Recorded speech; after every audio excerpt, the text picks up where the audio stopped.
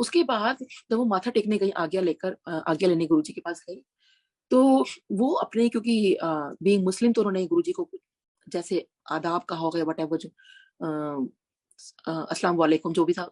लेकिन गुरुजी ने जो उसका आंसर किया, उनका मैंने नहीं सुना था। मैंने जो सुना वो गुरुजी का सुना था। गुरुजी ने उनको पूरे बड़े अदब के साथ बोला, वालेकुम सलाम आंटी।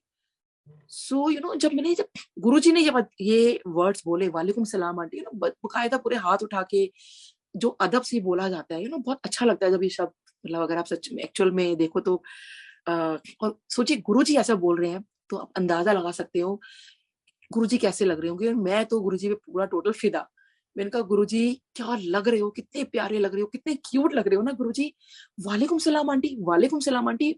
और संगत जी मेरा ना, मैं गुरुजी का वो रूप देख कर वो जो बोलने का लहजा था, बोलने का स्टाइल था। देखिए हम किसी पर क्यों किसी पे फिदा होते हैं, उसी के किसी के उसकी बातों से, उसके चेहरे से, ये नॉर्मल चीजें होती हैं। और किसी की बातें जो हमें अच्छी लगती हैं, कोई भी हो सकता है। फिदा होने का मतलब नहीं कि किसी को वैसे फिदा होना है, एनीथिंग। हम छोटे से बच्चे पे फिदा हो जाते हैं, किसी की बच्चा बहुत मासूमियत होती है, वो इनोसेंट फेस होता है, या हमें किसी की बातें अच्छी लगती हैं। सो बस वो गुरुजी पे मैं तो बहुत बुरी तरह से फिदा हो गई। और मैं ना मन में सोची हूँ, गुरुजी कितने प्यारे लग रहे हो ना, बट मुझे क्यों बोलोगे आप? मैं ये भी सोच रही हूँ, वो तो मुस्लिम है ना इसलिए आपने बोल दिया, बट मुझे क्यों बोलोगे? और ना मैं उसके बाद मैंने माथा टेका, बस दिमाग में ना यही घूमता रहा, वालेकुम सलाम आंटी, वालेकुम सलाम आंटी। मैं अपना अपना घर चले गए आज्ञा लेके। उसके बाद पूरा हफ्ता ना मेरे दिमाग में बस यही घूमता रहा, वालेकुम सलाम आंटी, वालेकुम सलाम आंटी। मेरा दिन रात मैं ना बस गुरुजी का वो ऐसे उठता हुआ हाथ, और वो जो मैं देखिए अभी भी मुझे वो सब कुछ याद है। सब कुछ याद आ रहा है मुझे, कैसे गुरुजी ने बोला था और गुरुजी स्माइल कर रहे थे।